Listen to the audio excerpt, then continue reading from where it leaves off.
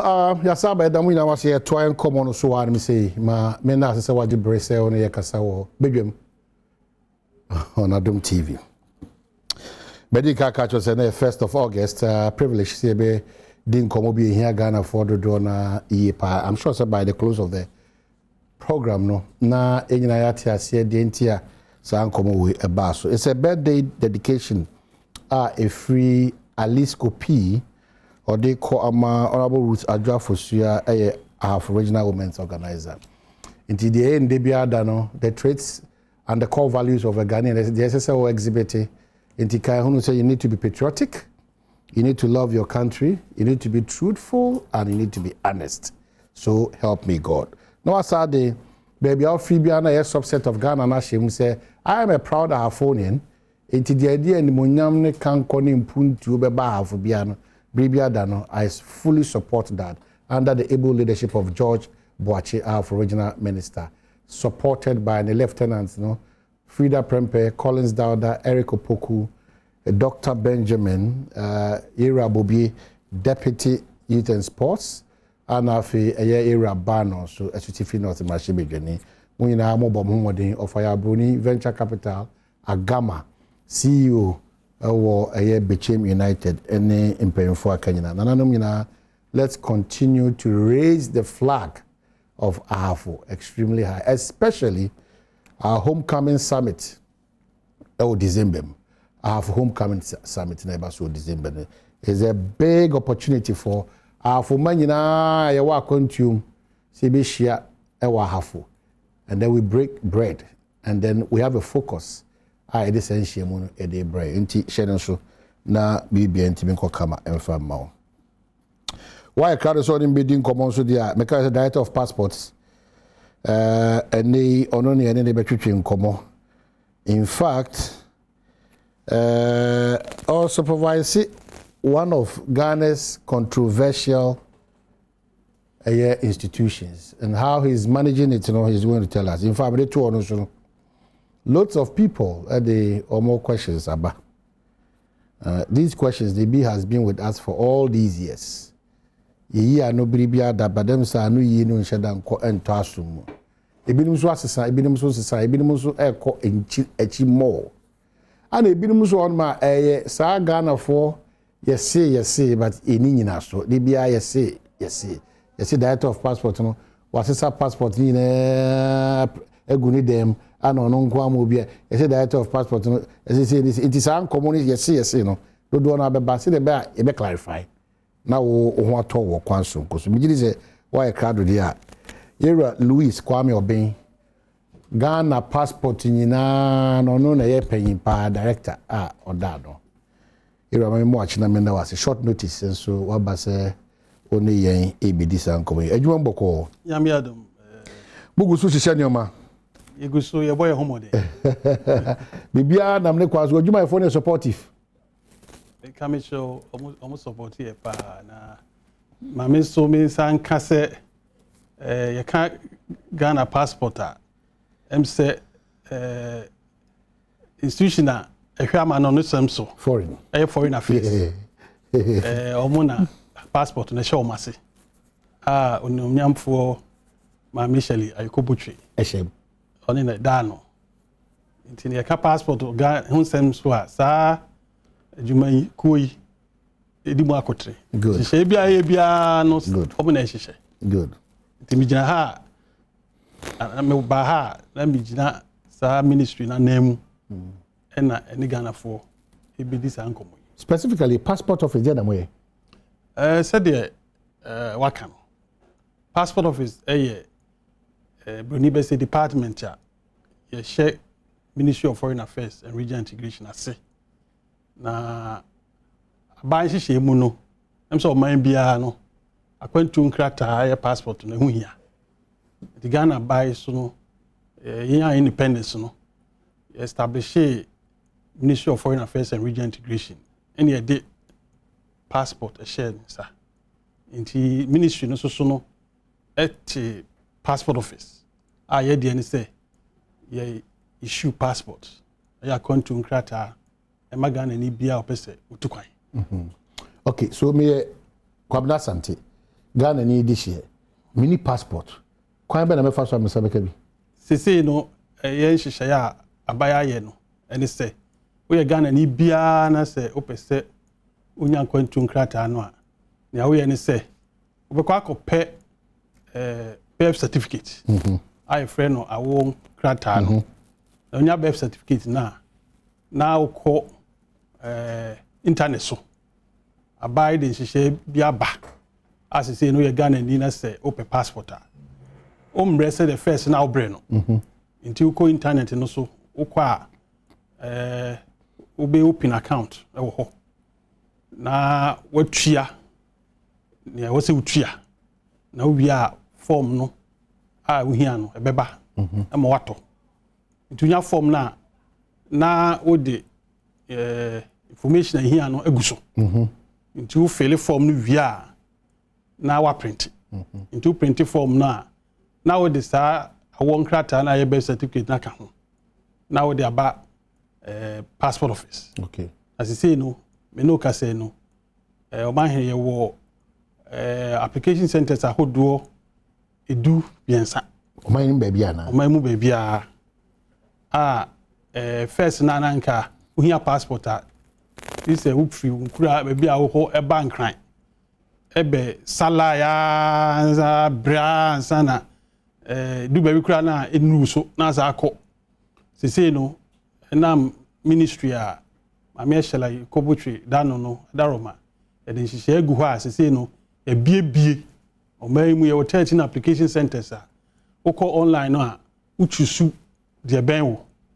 na ya ma afo a de na be de ben wo be sunyane ana sunyane okay e obi o sunyane obi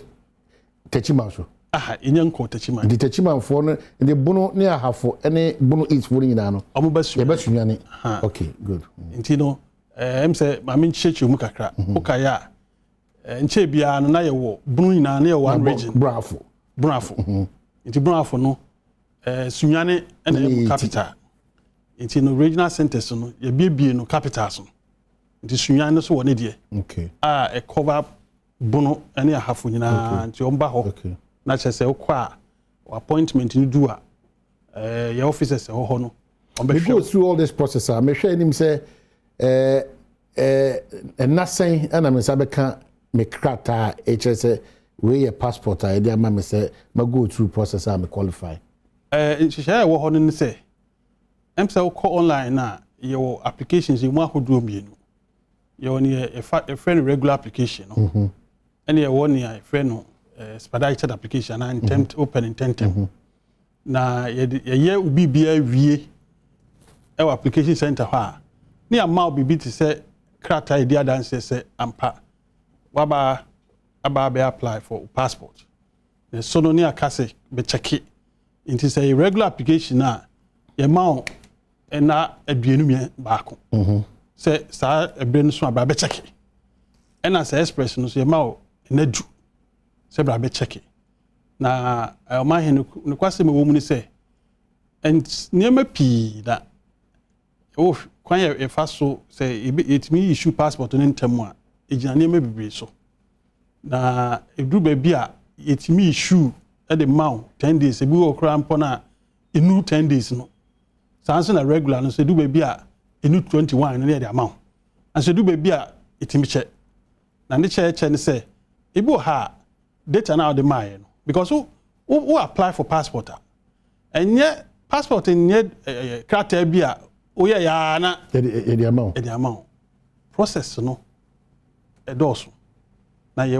officers are omo vet e make sure say the data bia o de agu nkrata no so no eye no kre if you say passport officer and minister of foreign affairs no ya said any say baya said ya o de amaye ni say e be make sure say obi a onye Ghana ni ensan kan passport and am sunti na o fill form no maye ya ye to ye boase ye nhwehwemu e ma edu ba bi kura na say ye ntine ma bi ase a ye frefre nkofo bi a odi omudi amaye e make sure say san na the passport no be ma no we are sure say now you be a o se o fata o ye Ghana ni ba na fufa ehye we yire mu na still and you say ye nuane mo twa ho hia ntimi efa kana sichi kwan so timi wuram e mo saka krata ne bi ha eno so ya de a emse nkrofo aka na ne kure wo mu ni se emse hwe passport nsem a insai piaba ebre bi na se ebe kaya omanfo be kaya na se wo pe passport a na wo ya ne se ukọ birth and death registry na wo de details akọmọ ọmọ se mepe awon kracha ni ayama won ye ma wi a na ko post office na ko to form uto wi a na wo de passport pictures enai eno pe na de ko wa wie ehia se wo be ko ni aye passport na ma nti obu ho kra o kai a odime passport be mienu miensa if you say eno answer wakot ye birth certificate no de ko ye ma na otimi ko ye foforo no de ko saa nanso enam anhyehyɛ ya abaya ye efi saa bre no bepum sesi no ye introduce bibi to say biometric passport as a biometric passport no ansa na unsa be kan this say wako passport application centers no ama ye officers na omo ho no ahwew ene wadi nkommo ama ye husampa oyobi a oye Ghana ni ansa na de amawo saa passport fufuro a ye de ba ye ya de aboa ye ama ye tumi ayi nkrofo a first na nko omo nsem fata so be nya ye passport a omo nya no ye yi omo nya afimo na binum still binum free say de na ho tete no eno a na ede ho but me can make sure a mindful say ihyehyɛ ya ye no aboa ye kwan bebrebe so da bia ko passport officer ubehu say de yan officers no mo ye omo adwuma no na kwan am fa so ye omo adwuma no timi boa wom ama ye hu foreigners a en say emfata say o say omo nya ye passport no ase say nkrofo yes say de o kan no nkrofo oh yes obi o say obi say Nigerian obi o say mi hu obi say Chinese obi o say aso edu bebi na ka che nipa kon se fa nua so bra na bibi o aye bibi o no kra so wo mso se obi enu be hia obe kasa obe dwinse nipa we ni kasa okay ebi obe Nigerian enso na bia Ghana ni akọtọ Nigeria che ni to sumi ni bi kwa nipa no naturalize obe Ghana ni because ye mbra no e ma ho kwan mo bia na nka ye anonini no obe Ghana ni enti utimi hu obi a ebia wo wadwemu no obi a o say Chinese but okura Ghana for Ghana passport baba kwa bakose mu nkrata sem no naturalize enti answer about draw sa conclusion e say o yesan hwemu hwemu men kase because any pana ba odi mi akasa obi timi akasa oh me no obi tifie o kasa akwa we do Nigeria ni pa o enso kita Ghana passport yen hwehwemu na bi sa say ni pa na okita Ghana passport no wa naturalize ana obi Lebanese mse Ghana enim say Lebanese for pi wa to do na naturalize ndi so obi a o say Lebanese na say okita Ghana passport a me fiti prekon ka say oye foreigner I see yen hwehwemu na hu say nipa no oye o say Lebanese na okita passport no oye Lebanese ni still and I say wa naturalize abe Ghana ni na on print passport you see ni na go office David pacho na on print pacho is it go office on office no Goro boys they be ada so mo go mo ye adwuma mo je 3,000 4,000 they be office also I overcrowded sasa nyoma we dey say uwura ma so hu say enipa sumo uwura ma so hu say besi bi cause mo so mo de nyoma afenfa mo say ye nyina ha ye nye say ye mfaza ba biri bi adam casually mi twam kwa wani mo a wo say nipa gu ho bebre decentralization na mo mbo ho dero ye ma manfo nte say e wo mia be du miensa ana say enipa dodo na gidie ni say enkran mom no e more effective than e mia mo na eno ana waka ya decentralize ama sisi no say the medical kan ye no bia mako edumiensa and say accept applications and so yes I when nipa pia o ma dwemu no o feel say it you know sometimes who say nipa na enka obetie bisa omo a obi free brafo no abanka because obi aka che ni say ukọ nkran ya obi nya ntem aso anya no kre bisa me no ka say ebia okọ kepusa ka osumo obi amana ko kepusa obekọ kepus ba bia office won any pa mo hono no so ye obi wo wa any pa no so ye obi wo ho any pa no so omo nyina wo to me say omo receive applications no omo wia data na be receive no omo dia bank line na yen issue passport no dia dey asa akọ okay na omo no dia akọ mo nkrofo enti no na ye kan say online system na dia aba no abaya daroma say no open passport a oko internet so a utimi apply no oko hwa ye wo application centers no 13 enti choose ni open e bewo menka say na sa de road mabo oh ye tokosobo ye bo say de me wa yi e bia na mo ya me boyi medical call media houses ni bi mebo the crew say enem centers no ye introduce ye no en shed an chepi but ye bo hu de wura o manfo pi enim ze ko sunyan sa wo suma nkrofo ni bi amma ko ha bo hu say ye nkrofo ho ukọ eya huwa you bi ho e na ukọ online so a ukọ internet no so a obehu listen e ho ndo bia wo apply for passport bia obekọ internet no so obehu bia no bebebe obetinye choose baako. Okay, Louis Kwame Obeng, director of passport and in education common in Anope. Lots of you more text messages me say ebeji brebusa sanse me na dia. In fact, I would have loved to ask more na boost a question because about passport one sense, especially when they share a yekata share proye nyumeku na ede omo abeka ho. Very worrying. Me sure say director bit me aboy no this anu yi na brain. Kwa ba any animal so one man so omo how in acquiring the Ghanaian passport no and also be this uncommon. Na fe any oma ba ko mienu bi a yenye adwuma obaje titi se ebia atosin no so e de ato director ni ye kwaba ye be beto enkomo no so.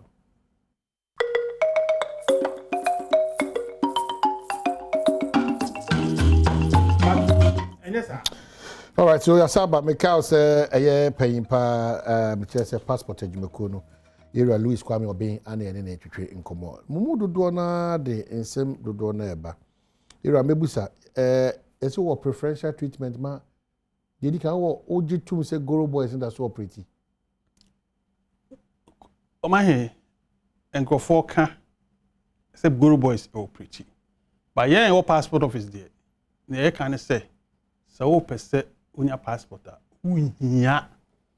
Goro person unhia middle person because you accredit obia say nipa we or a middle person and I'm soon tin de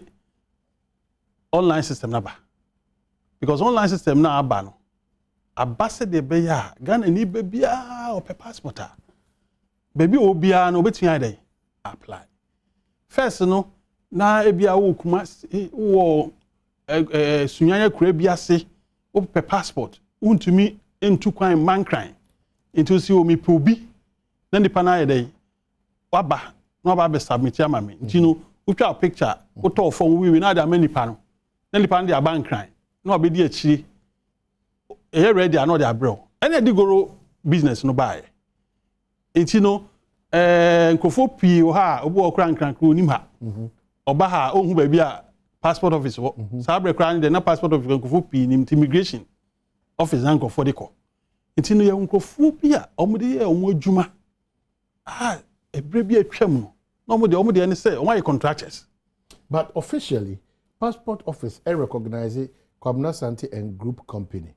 omo ji amanfo ebo amanfo mo fele omo documents nyina kama na omo agine nyina en block na omo de abrem say adwuma we ni aye mpa omo hwe na mo nipa no mo ji sa nkofo no mo ji omo tu David say no ye obi antum aban mbra bi any obi antum say nipa we any agent oba beje you know the call there be and I'm sunti na ye decentralized process and I'm sunti na ye catch obi ase wo hia passport a men ko fa obi say nipa we na onyema me bankasa no ko internet no so se wuntumi a pe obi a onim internet obi ho kra ne ma ne ba obi a ne ofase obi a na danfo a otumi efele form na pesa nipa no no moa wo ehia se obekwa ko hu obi na watue sika kese de ma nipa no se nipa we se mitue sika no ma na obetumi aboa me ama me saka passport no because passport office no ye ni obi asa enam sunti na minister or this side is no aba. I see. If you say Ghana for how and omumuni say me here passport e didn't na I was say me two kwan e kwa akra e didn't na I was say me pe obi na nipa no e de me kon na say nipa no kokoye ma me no say no say no ye be ya de ne dey about the doorstep of Ghana ni bia so we here passport na pe obi no on na fill form na obenya appointment Oma hen na ade ba kwa pese me kasi su dua pa yes appointment system no ya de aba e be bo Ghana ni bia nti wo no wa fill form na wi na ayi abetom 15th September come for appointment no chusu enti mi chusu 15th na obi aba se obetima ma misaka before 15th na nada obeju sika be ba na appointment bibia chese appointment no oba date na de be ma no baby a ochusu ye no se mi chusu nkran because nkran hanko an no ye omiensa Accra yes get Accra you be otema you be your tema station and you be your circle baby a friend no Accra Digital Center ebi wo sa miensen uchusu ho a date no so a okoho na okwa ba otam nso ya se ontimi ma eno na se eya asem a wo ho a haye otam nso a ya ye system no such a way say obu ha no emergency obu ha e bia apomudi ho nsem adusua ho nsem mpufuri ma control ha enam so nti no ya ma de no aye broni be say flexible a say bia o ya ma appointment 30th na se bia BBC putupuru na so otukwan na ohia no e bia ni mani hwa a obetimi a hye no na ne akoba ne se hye na e kan ho nti na mani papi obi e pesa hye no nti no so apply ne na so ko date ni 26 September kiki open ni media eti wo ko na so hu se nipa abusu ho bebria na free sa ne ma we nti no mi nam sa program iso to manfofo say nhihye ya ya minister de egu akwan mu no mo me yeni so na ebe boa ye mo ma ye mfa pressure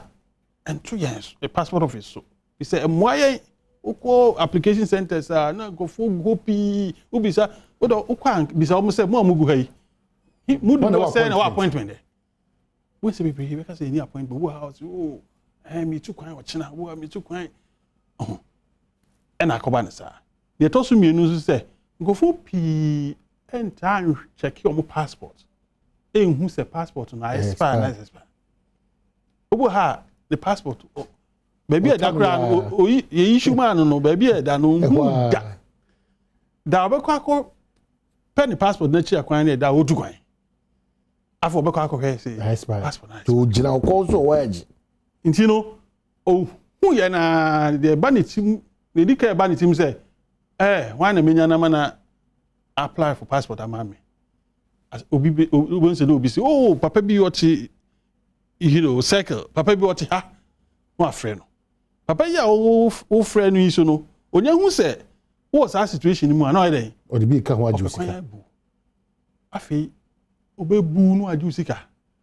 passport no ye dey ontimi nyema ne so onyama ontimi nyema na fi o hwehwe na kira kwan a hu ni piem nsem pie ba ya nimo passport office no sai we na de ba kofu su bo aso papa no de alaji bo ni papa be na ju sika no aboni di alaji no ɔyɛ adwuma passport office ɔka sɛ onimu bi passport office na fe akoya asefim. Okay, so what is it about picture transfer? Picture transfer, no, more decentralizing and as affiliate forms in area, a bank crime picture. No, picture transfer, because they decentralize, decentralization in the say, so fairly form no online no we. Na say my appointment na. Day appointment date no picture channel okutra. Okutra picture ni abon sa. Be obako sunyane okos Cape Coast obako north. Be office no. Decentralization ni adwuma. You can picture or hon bibia preoccupy. You could try a picture. They are born sano. Now, documents are cut out the coin and only scan it. Documents. The bibia via now your mount slip on the say that's a bet share. So passport never ready. You know, if we are normally the data no aban crime. Nan crime the air and say yes we are vetted. Say the mechanic. I should share. Ubi bia munkrata bia de ko bia hwehwem ehu sampa asomasi o ye Ghana ni asomasi emfie o se odi mfie sei dan mfie na o kan no e no kre ni ahwe we nim nyina wie no na se passport no ya den issue passport na go back to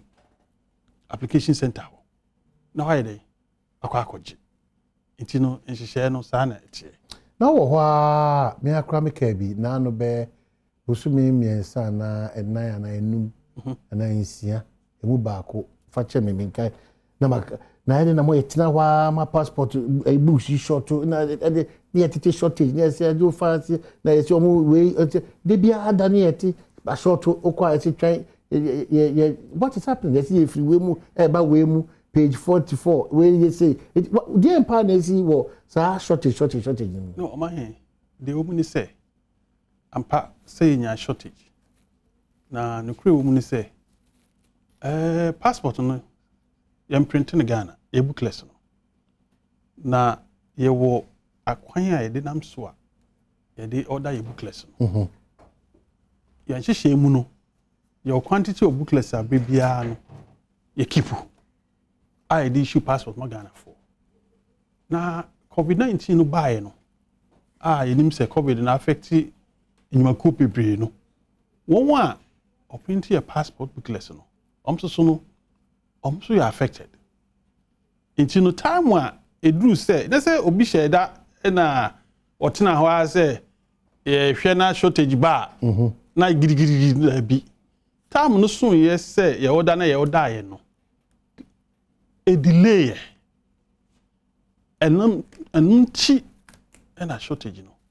a buy no so no your mama for asote say we chi and a shortage no aba na ye ni betumi bia na ye ne won a odi booklets no brɛ no edin sa so say the be am bebre nti no shortage no enye say obi a hyeda edu baby say the nkofo be ka no I say obi asheda and o create shortage sa na akoye because you know enu adwuma ye no ye ni Ghana for assign contract ye minister and ye ministry no say ye adwuma no na say nya shortage a sabi e ma ye dimpa so o fa do na shop o fa do na shop office o ma he say me we ha ni ago no eni pa do na say ye o ma dwene say reality. You have to clear that and clarify for us. Dodo na jidi se boapayom. Enye no kre de biara da.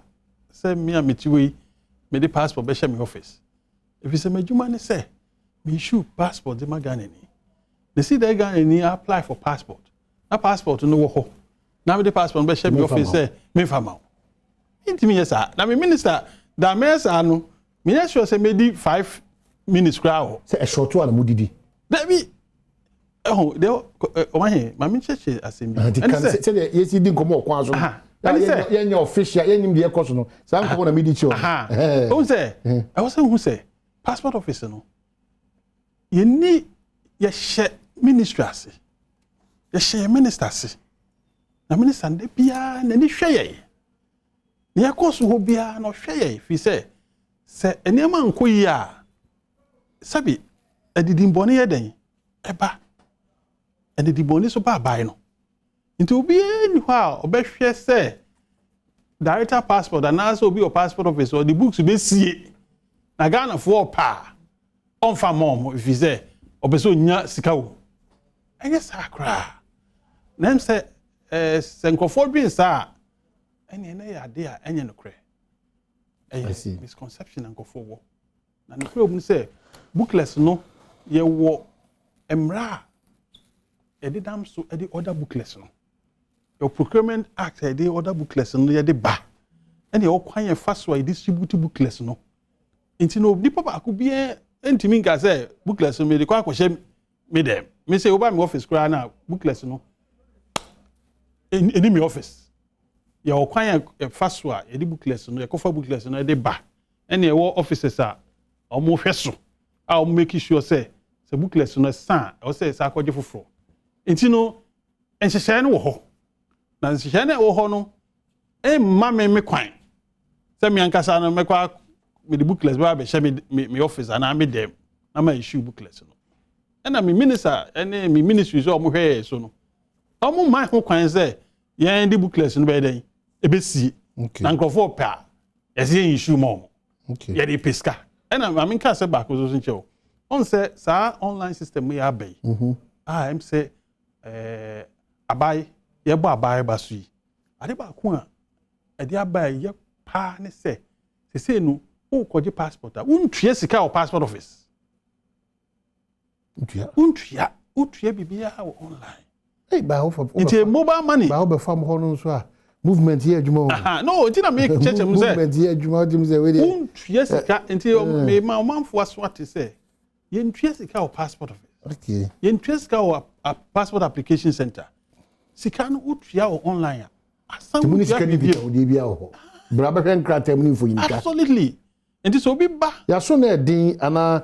movement any connection na ye de ana say ketashena na ya to say you don't want to change from it which one is which because you remember movement is so cameraman catch him say na no da okwa the passport no say urem at once the first office be that was say urem street left it say no say omo hwehwe yes I man also was na the kwa na say the obi na no the kwa is so free o ma me dey say we na say the kwa na say oh why adiba go so wa me kan say the kwa say and there be ameka obi a passport office no me di mfi bi ni bi na Ghana fo pi wo ha o ba eyo mo say in fact owura hwa na adwan ne say baby obeku bia o so tueska the time wo okro ba na so ka chen say un tueska na eno wa o say sa ntu si mi ntu ahwe em say drew bra o say yes san ya adwan na ye hu say enema edi gu akwan mu no eyade e be boaye ama ye ntue sika ma obi a eni say tue sika ma no so it is a wako online ho wa fill form you see tua 150 what you want dey asa ya amount cheat bi a o dey ba date we esu abra e dey be na ko tue sika ba mo ba hase na mo kase say dia efe pa o mo a wo hwe ofi o mo jitum mo ba na mo kase say dia say na Ghana e call passport office dia la ila lao eni a o no say entina make a chon say na e call dia eni a o entina make a chon say because a lot of text messages ma me ko ba ko bi needed na say ba other ones so a lot of allegations on level against me we dey on how na say the passport expire 5th November 2021 it was it process been on from now say find a new passport answer na me answer that question my inside entimu enkai o man for say so passport I can busumi nsia na expire chuanamon na apply for new passport 6 months to expiration 6 months to expire because less than 6 months who di to kwanya ye be sai hey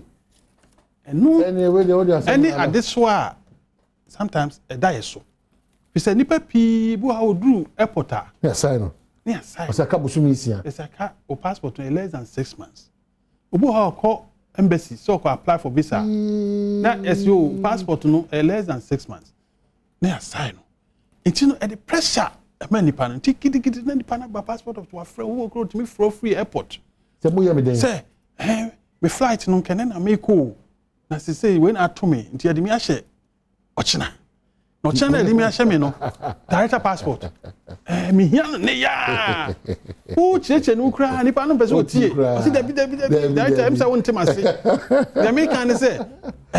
ne ya wo ha weekend this will be frame. O si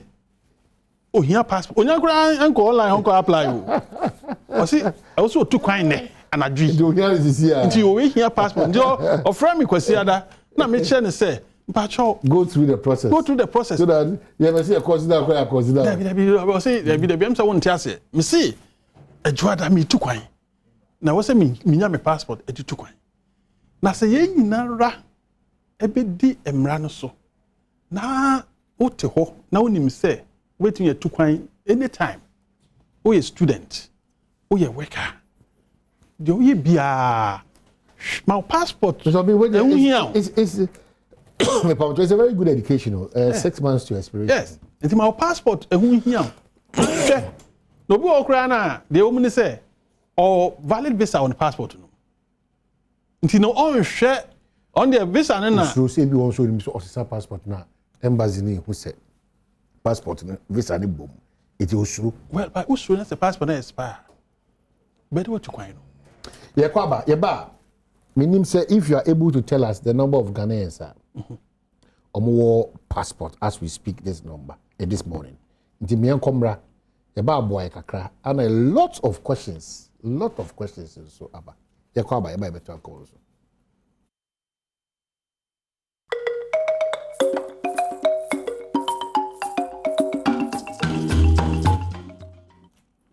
Well, Yasaba, era Obeng paying pa a year passport ejumekuno or no may take my takeout to be number bear 3 be very important to me. And they brown for a year for Bono is in a Bono Yawosunya, you bet me call passport office. The air one cranny and I be better him matching my dear Chino and who here. So go there. 2 I didn't hear this only appointment. A man can only appointment here 19 September. Also person ba first week in September. Already. And trying so my passport no expire me say bibia da passport no mananya de hia. So at asenti ukutu kwan na wadu airport wi na say o passport yi kwa say what check bread dey expire no untimi ntu kwan. Na wasa be my passport office for no pressure. Nti yen check 1 or 2 bi ni nsua akontu mu ne passport wonsem. It's very important. Yes, Goro boys be any system name. Even though you say Goro boys so, but the director first of catcher they say the unit doesn't recognize any agency or whoever I am at the title be as a Goro boy. The TNE I am there no. Yeah, program they be done obi me 2,000 of passport abrem, obi me 3,000 of passport abrem, obi me 1,500, obi me 1,000. Madaroma esremo. Sa intem jina for no bibia sa any hobiem timunhye no so it's very very important obi ni ho a ye gi atum se oye Goro boy ebi ni ho iti hye no so pa ehia me kese pa entrance se obi di enfufu be da no oye kwaye it's important no Goro boy in making sure say onsa ebeka eye passport iti hosa ni o ma miensa we na be se hye so bibia da no Ghana for no minim ye pebi bi pese panyi party e ka kire se obi abakura ye nyisika onipa no ho adwiri ni kura se ye nyisika iti ye nyina ye sora no pa ye ko passport office akoye ye passport nkomo a ya adwiri nyina na se ese passport office ye nyisika utu ya sika ni we ya so no wasa ba be ka kire be komna se hey movement ho brutal ti ye bomodina kate sa nyoma nyina afiri wa Ghana be gina brane passport office be gina brane nti no de tum ewo kofiase a wo ye so relax say obre ne so for appointment a obekwa kwajo passport go passport ho keta ahye ne proya e koso ho no we are also urging them on some of them the madarma no agents no Goro boys apply online make sure say we date na edibe ma no obedi hu djuma no akwe na yen 2,500 ne 2,000 ko passport serious. In 2000, if I mean, nipa 5. If you are lucky, get through unless Obana was only decent. Once I am moderating, I'll take you off air because your casa bre and your say independence so bre. Some of these things are for education and clarification and certain experiences. Be one to once and more. But I you come see come some. I mean you have film problem. Yeah. Mpensenpensenmu because obey you come see come you have film. 0302 211 701 equals 4. 0302 211 701 equals 4. I can't minute come be na EPJ mo any director passports and everything go here obin and everything go. That's about back. Ye nyan mo ama no ni omo so ya no mo pe passport ni bia. Won sem te say obo ho se passport yi I expect kwada no money down. Kesi because omo de bibia dan because omo so omo krom gine omo fo omo krata ni agro. Omo si kwan be na omo fa so. Omo hemi da se we bisa sa asemi. Em say hihye na edi egu akwan mu no. Ba ko edi akotene pa eye kwan ye be fa so a ye nua no ma omo wa manone. Omo so hia passport a omo betimi apply na omo mre. Em say brebi atwa mu no. Na sa de na edin pa. Na wo person apply for passport a wo call embassy wa it make us say Bragana Accra e be apply. They will have say passport dey kita na dey stamp bi abom bam say extended. Extended din che say you extending say the be ya wetin aba be apply sana wako say no enam ye minister ani so ade hu ne ministry no she pa mo ye be me nka wase mo she memo ato aso na Isaac me da se wagina o ma no so a check kakra wasem ne say yeah Ampacho, good morning. Morning. Na masisu na ejuma papa mo ye bo Ghana. Na we mimi dia last 2 weeks ye call we passport office Accra Digital Center. E ko ye we fingerprint any picture no. But ye the data omuma ye no. Officer no wo in charge no. E depend e cancel date no. Enti ye hu date no e no ka kire say e ye ready a obefre ye ana so be send me a text message. Enti na ye ntia hye kakra ba ye jaba ye enti openi no wo so betumi ama ye explanation bi afa ho. Okay, ye the date ni ma omo.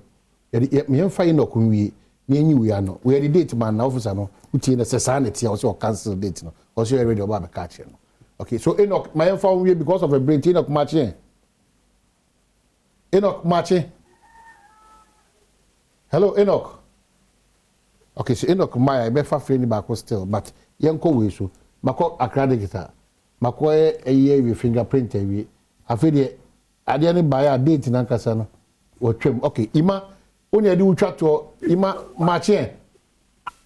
ya ana ima ya ana o se ye lose identity sa ma ye kasa cry review o ima ya ana imagine ha we are very important ya ana I the man mini ima okay go ask so ni amekana say me de me koyebi na me bo mabaso so now my bo mabaso a be si me say minya message e wo be phone so bibia me ye bia minya message nemu ba ko ametimi aka ne say normally no say bia me minya message no e bia na obi ni because numbers no mania madwim metimi aka ne say senkebe ya wo number no any obi or ye relative to you no so much the number so the message you go those people no na senke so nipa na huna no be for draw attention yes na because me dey me ma baso ma tia 1 cd ye ma me ye ma me nua no nyina ma tia 1 cd me call online and me call ye ma tia 1 cd. All right, so you that's the part so they dance we are brave but yembra baby how kakra bi wono mako Accra Digital mako akobom fingerprint afele mi pia date ni afa ma me se date no ya twro ya twem ese onsameka man him they say caller no obisa sa question no emsa credit guitar center no it's our friend premium center yeah premium center no omo service bi a omo ye de ma applicants omo ko na service no ba ko ne say so passport no ready a omo frɛ and I say omo send you text message nti no omo nhihye no omo ye no ya omo pese applicants no bebre na waba ho but omo a be frɛ no ma catch you say passport no are you ready okay and say the maka no say express na wo ye ya na ye mount 10 days 2 weeks okay and I say expedited ya na 21 days it is an ne american ne e kire ne say 10 days no do ho a na say 10 days no do ho a o kɔ akwa say ready na premium center ho no mpempi no ebi ko enu na send a text message alert say passport na you ready ebi kura tua courier service because almost a courier service na dey abroad nti no MSS obisaya ke bi on be chichi mu okay yenwi abroche dey no just in 1 minute na for ya or last words and abroche dey so the make can say no Ghana missions do na handle passport biometric passport nti say we here passport contact omission I ben wo na contact ya kwan bi also mfa so bia no be fa so e dey am in fact they say me no ka sekra na 13 missions are omo print okay first na nka yini ni saa okay and dodo no aso no obeti akwa take amoma capture fingerprint take picture any say so Ghana e be saa de no nti no Ghana ni bia o ama no ne no say we here passport mpacho contact mission hwe o country no na ka kire no say we here passport okay na kwan bi o mefa so bia no o mefa so ama on second passport okay so we dey see if say voice bia o mutaba o say finally there na obeka finally no o ma hemi da mo ase say mama ye saa kwan yi na etimi aba ne Ghana fo abetwetwe nkomo mejina minister na mu ekobutwe ne ministry I sure Ghana for say passport hun sensem no e dey akoma so yi na ye boy humodin biara say the be dey hihye begu na kwan ama Ghana for epe passport omo mbre omo nswete na me sa kan say Ghana ni bi ehia say obekwa kotua sika ama obi say nipa we obeti aboa me menya passport ya ye nhihye no say we hia passport ko online na apply na mpacho appointment date no ubenya edru ho a kwa e beboa na say wo nsensem bia me wo numbers bia me pese me de tudwa wo asem bia no ofra ubenya anu yi na ne dikai 0240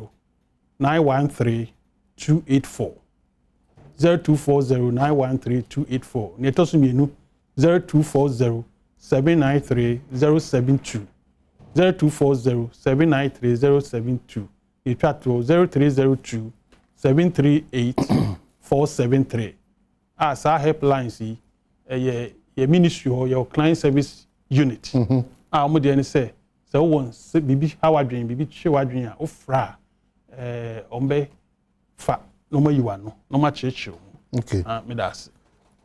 era Louis Kwame Obeng, director of passports na ene na twetwe nkomo anope mejiri say lines na odi atodwa no onso be bomodia na watimi afre na bibi atima kokama wa oji brehwe bia no so yeda ase continue na hwe Adom TV say onoma pa edema yeko